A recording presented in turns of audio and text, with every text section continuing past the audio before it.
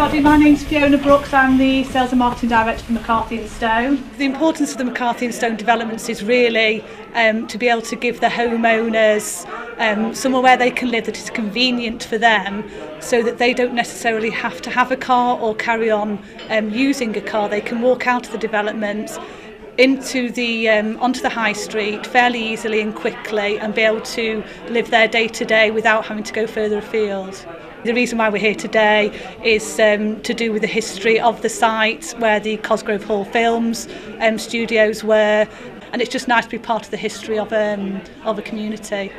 I moved to Chorlton in 1985, and whenever I meet people who ask me where I live and I say I live in Chorlton, and they look a bit, well, never heard of that, where's Chorlton? I said, do you not remember Chorlton and the Wheelers? And it's amazing how many people do remember Chorlton because of Chorlton and the Wheelers. It's great to be here today for the unveiling of the plaque of Cosgrove Hall Court. It's great that Brian Cosgrove was able to be here to unveil the plaque, and people from the Chorlton community have been able to come and see the unveiling. This is a great legacy for Cosgrove Hall, which is a name synonymous with Chorlton.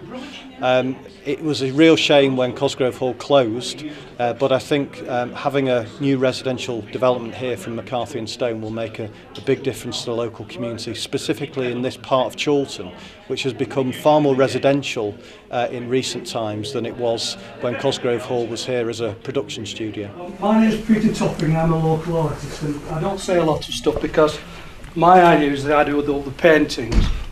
And what you might see around Chorlton, the local residents here, a lot of my paintings together with Andrew Simpson's stories about Chorlton-cum-Hardy. And very quickly we set on this project about 3 years ago to record the history of Chorlton as it is now, because we feel that it's changing so much, as with this building, that it needs recording somehow. So I set to doing all the painting, and if you go into the local shops and the local bars in Chorlton, you'll see the history trail around there. Which brings us to Cosgrove Hall.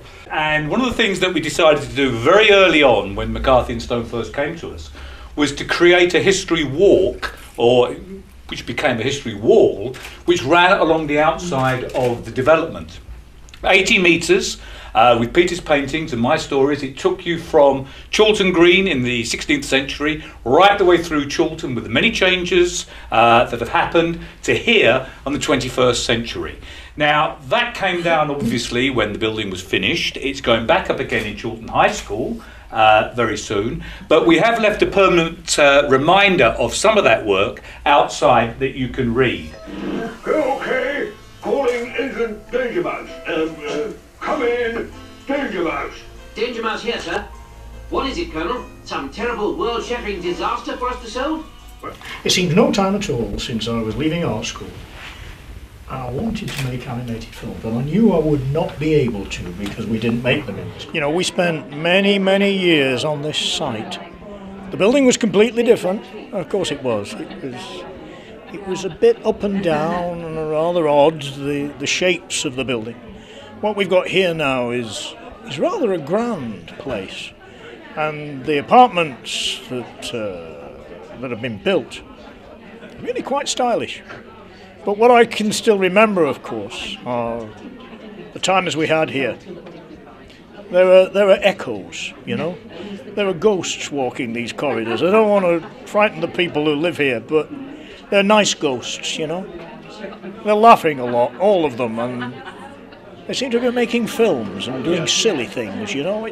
We got away with an awful lot of nonsense, you know. I really don't know how we got away with it. I mean, some of the animation is very simple. I think the good thing about them was we had darn good soundtracks, we had good scripts, we had good actors performing, and we were training animators. This is the thing at the time when we did Danger Mouse. There was no way where we, as a studio, we could hire trained animators. They just weren't here in this country. We had to train them out of art school.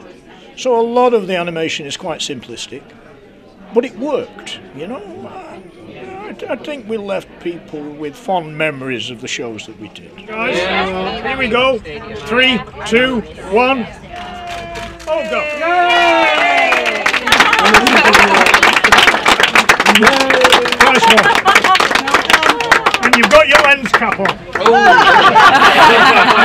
one. We'll have to do it again. And I think what made Cosgrove Hall special was that Brian and Mark would take people from college who knew nothing about animation, they'd train them up, give them the head, and let you do something that you really enjoy doing, and you get paid for it. But more than that, I think what the studio was to me and to a lot of other ex-employees was a happy place to work.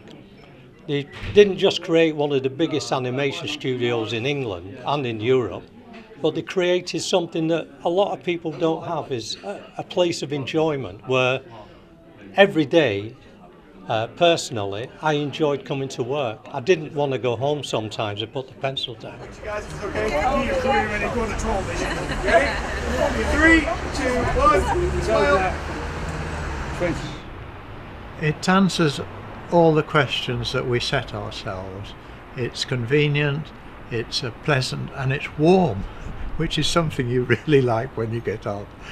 And we enjoy the company. And we didn't have, although we enjoyed flat living in Manchester, they were all quite a bit younger than us, and they were out at work all day. It's warm, and the people are nice. They're warm too, and we expect to spend many years here together.